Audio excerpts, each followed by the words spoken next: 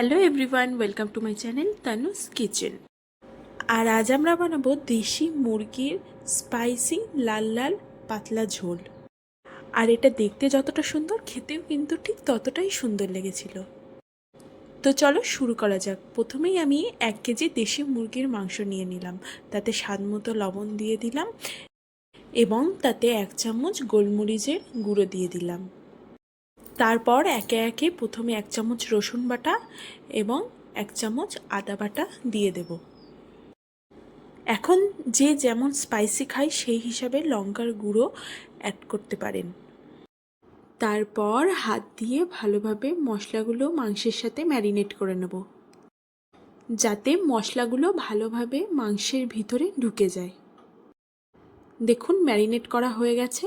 এবার মাংসটাকে আধা ঘন্টা মতো ঢেকে রেখে দেব। তারপর কড়াইতে ভালোভাবে তেল গরম হয়ে গেলে তাতে 1 চামচ লবণ এবং 1 চামচ হলুদ গুঁড়ো দিয়ে দেব।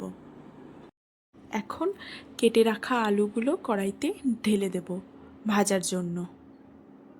হালকা লাল করে ভেজে একটা পাত্রে তুলে নেব।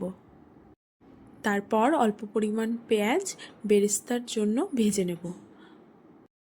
বেরেস্তাগুলো একটা প্লেটে তুলে আলাদা করে রেখে দেব। তারপর সেই তেলের ভিতরে গোটা গরম মশলা, তেজপাতা, এলাচ দিয়ে দেব। তারপর বাকি পেঁয়াজগুলো দিয়ে দেব এবং সাথে কয়েকটা কাঁচা লঙ্কা চিড়ে দিয়ে দেব এবং পরিমাণ মতো লবণ এবং পরিমাণ মতো হলুদ গুঁড়ো দিয়ে দেব। তারপর কেটে রাখা টমেটোগুলো দিয়ে মশলাটাকে ভালোভাবে কষিয়ে নেব এবং ম্যারিনেট করে রাখা মাংসগুলো তাতে দিয়ে দেব। মশলাগুলো দিয়ে দেব। প্রথমে গোলমরিচ গুঁড়ো দিয়ে দেব, তারপর ধনে গুঁড়ো এবং সব শেষে জিরে গুঁড়ো দিয়ে দেব। এরপর মশলার সাথে মাংসটা ভালোভাবে কষিয়ে নেব এবং সাথে ভেজে রাখা আলুগুলো অ্যাড করব। এরপর আলু এবং মাংস কিছুক্ষণ কষানোর পরে অল্প পরিমাণে জল দিয়ে দেব। তারপর একটু ভালোভাবে নেড়ে চেড়ে একটি ঢাকনি দিয়ে কড়াটা ঢেকে দেব। দেখুন জলটা কিন্তু টেনে গেছে। এরপর আবারও বেশ কিছুক্ষণ নেড়ে চেড়ে ভালোভাবে মাংসটাকে কষিয়ে নেব।